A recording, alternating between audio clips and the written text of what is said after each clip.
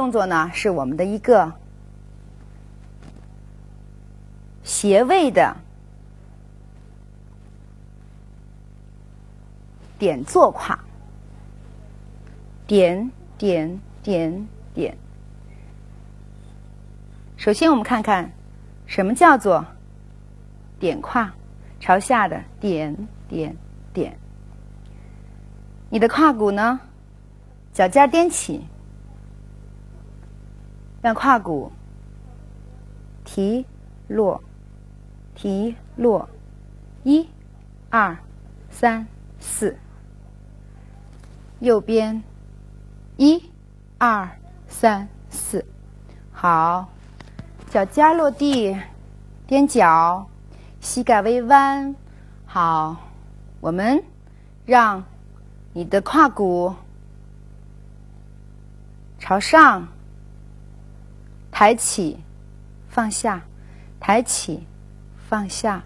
好，往上抬呢，这个胯呢叫做提胯，提胯，落胯。这个落胯呢非常的急促，所以我们把它称之为小小的点胯，一点点，一点点，一点点。好，我们的点胯开始，点点点，右边点点点。好，那么这个点胯呢是像蜻蜓点水一样的快速的点点点，快速点击以后起来。那么我们在这个舞蹈组合中间的点胯呢，还要和胯骨的一个转圆配合，就是说点胯再加上一个1、2、3、4， 1、2、3、4， 1、2、3、4，还要和一个半水平圆连接起来。半水平圆呢，这个半水平圆呢是从前往后的单侧的，也就是我们的单胯，我们的左胯的一个水平圆。让点胯和水平圆的一个连接，我们先把水平圆转起来，把胯伸出去，身体微微倾斜，然后膝盖微弯，然后让你的胯骨从左前往左后转一个半圈儿。再来一遍，1、2、3、4，再来1、2、3、4。好，那么我们把这个动作呢组合起来，点胯和半个水平圆连接起来。好 ，Let's go， 1、2、3、4、5、6、7、8。1、2、3、4、5、6、7、8。右边1、2、3、4、5、6、7、8。1、2、3、4、5、6、7、8。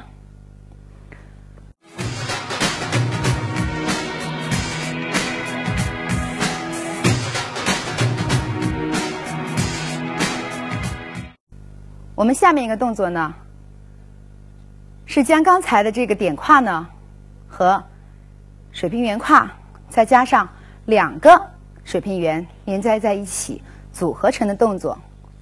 那么我们从右边开始，1、2、3、4、5、6、7、8。